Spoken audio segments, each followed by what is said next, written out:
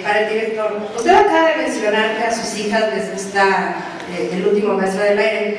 Una de las razones por las que le interesó el proyecto, siguiendo esta corriente de actores que a lo mejor son padres de familia, quieren hacer películas para que sus hijos las vean. I mean, I guess, you know, when they're babies, you don't really, you know, think of like, oh, I think they'll love Unbreakable, you know, when they're baby.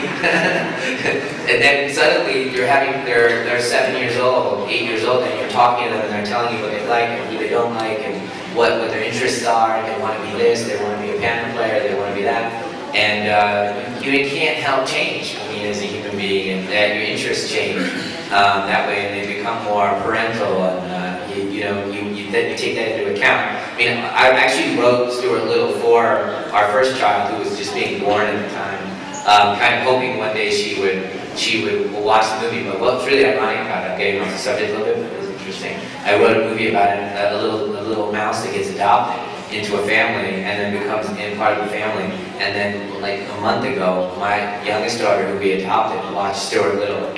And I was like watching it through her eyes, and it was like I made it for her. And you know, you get this feeling like, you know, you fight the world for that.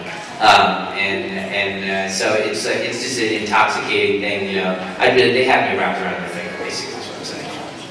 Y para Jackson, El último maestro del aire proviene de una franquicia muy popular, lo mismo que es Eclipse. ¿Cómo ha podido manejar estos dos retos de carrera?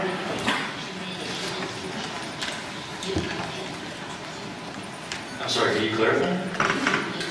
Bueno, tanto lo que ha sido El último maestro del aire como Eclipse provienen de franquicias muy populares que tienen seguidores de millones en todo el mundo. ¿Cómo ha podido manejar ese reto, ¿no? de protagonizar esas dos películas?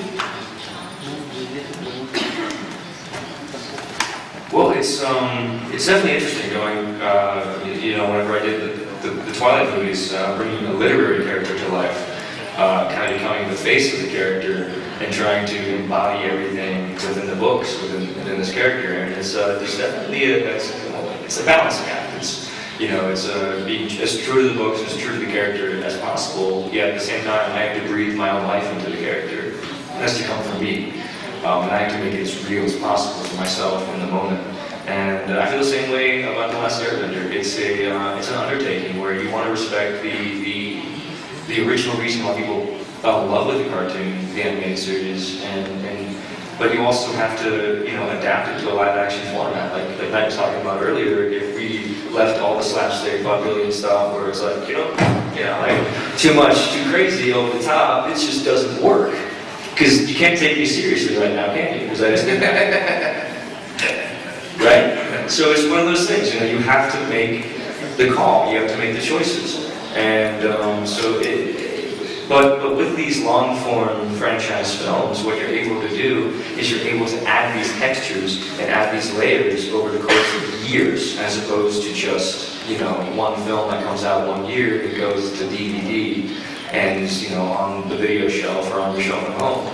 You know, when you think about it, and it stays in that one format. But with a franchise film, we get to explore, we get to keep growing, we can't have these characters keep growing over the course of the years. And I think that's what really excites me about being part of these projects, and why I really hope that